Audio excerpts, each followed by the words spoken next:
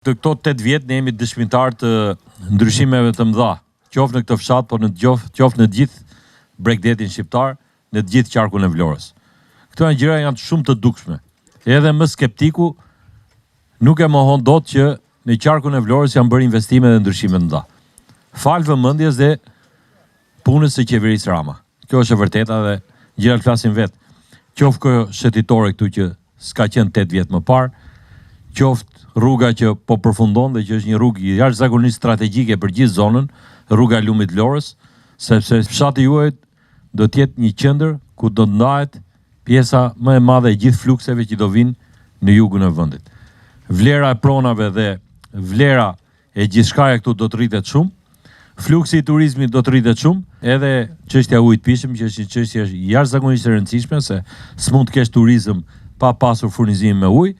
Është 60 milion euro investimi i qeverisë shqiptare, që është goxha investim që do të zgjidhë çështjen e ujit dhe një pjesë të ujrave të zeza që është për qytetin e Imarës dhe ujësjesat për gjithë fshatrat. Në energji elektrike janë bërë investime dhe furnizimi me energji është përmirësuar, as mund të krahasohet me 6-7 vjet më parë, edhe diferenca këtu është jashtëzakonisht e dukshme. Një vot mirënjohje meritohet këtu, sepse të transformosh një Bregdet të tërë, një qark të tërë me gjithë këto investime, duhet patjetër një vot mirënjohje dhe kjo krahin e ka mirënjohjen.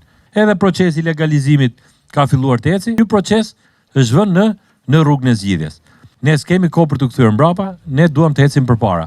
Po që t'i çojmë në fund të gjithë këto punë nisura, patjetër na duhet mandati i tretë për qeverinë socialiste. Populli i Bregdetit për gjithë këto punë të mira të bëra e meriton na respektojmë me votë. Partinë Socialiste në mënyrë që t'i vazhdojmë këto punë të nisura, t'i çojmë deri në fund. Ne nuk kemi mbaruar punë. Mandati i tretë do të jetë mandati i transformimit tërësor. Për mua nuk ishte rastësi pranimi i kësaj ftese të bërë nga Partia Socialiste. Jam njohur me programin e Partisë Socialiste dhe mendoj se është zgjidhja më realiste për 4 vitet e ardhshme. Është zgjidhja më e mirë për të gjithë vendin, në radhë të parë për të gjithë komunitetin tonë dhe për të gjithë zonat tona dhe për qarkun e Vlorës. Komuniteti etnik grek gjithmonë ka qenë një nga komunitetet i cili ka jetuar në paqe dhe ka bashkëpunuar dhe ka ndjekur të gjitha ligjet dhe ka qenë mirëdashës dhe bashkëjetues me çdo lloj komuniteti tjetër. Faleminderit shumë Damian, faleminderit shumë Partisë Socialiste që bëri këtë zgjedhje, nder i veçantë për mua. Janë shumë e shumë ta investime tjera që të gjithë i shikoni, që po e ngrenë Himarën të gjithë të krahin në një nivel tjetër. Ky vend është i bekuar që do të ketë të ardhura shumë të larta dhe një turizëm të garantuar. Ka filluar tashmë regjistrimi fillestar i pronave. E dini shumë mirë se ç'kan bërë ata në të kaluarën që i vuajnë njerëzit e sot. Ama baza ligjore është e plotë dhe zgjidhja është futur në shinat e ligjit. Përfundoi Iljazi, u mbyll dhe Gjileka tashmë, fillon Livada, Himara dhe Dërmiu dhe pak nga pak të gjitha fshatrat do të pajisen me certifikatat e pronësisë.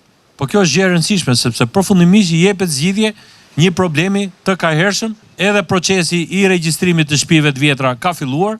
Unë po i rri vetëm kokë në mënyrë që ky proces të eci sa më shpejt. Po krau tjetër çfarë thotë që vin ata, s'do vijë deputeti PD-s, ai kandidati. Se deputet s'bëhet ai, se është i katërti. Ne nuk do e lëmë marrin të katërtin PD këtu. Tashi çfarë thotë ai miku që e thatë në televizor? Ne tha do shfuqizojmë ligjin e pronave. Po bëni kujdes me këtë shprehje, se është shumë e rëndësishme. Do shfuqizojmë ligjin e pronave, do të thotë të kthehemi siç ishim prap. Do të thotë që prap të jetë kaos dhe të fitojë më i forti dhe ju pastaj mos i merrni më kurrë, mos i regjistroni më kurrë pronat tuaja. Është shumë e rrezikshme kjo deklaratë dhe ky qëllim, se e tha Lul Basha në programin e tij elektoral, e thanë dhe këta sejmenet e tij këtu në Vlorë, pra në qark, deputetët, dhe ajo po erdhën ata në pushtet do ndodh. Prandaj bëni shumë kujdes, ne nuk kemi pse të kthehemi mbrapa me eksperimente politike që kemi provuar në kurriz. Ju e shikoni këtë krahin, ata se kanë vlerësuar fare njëra, ata partitë e tjera. Nuk kanë një kandidat fitues, një kandidat ju përfaqësoj, t'ja u di hallet, që ti keni telefonin apo t'ju di problemet tuaja. Kjo tregon rëndësinë që tregojmë për këtë zonë. Dhe normalisht Bashkia e Imar nuk duhet japi një kokër vote asnjë partie tjetër.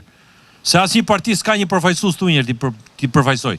Nuk ka një deputet që thotë unë do përfaqësoj këtë zonë. Prandaj them, as ata që flasin ata Tomonias nuk sollën një, po ti kishin rëndësi ata, e kishin sjell një kandidat ata ti përfaqësonte. Zero fare.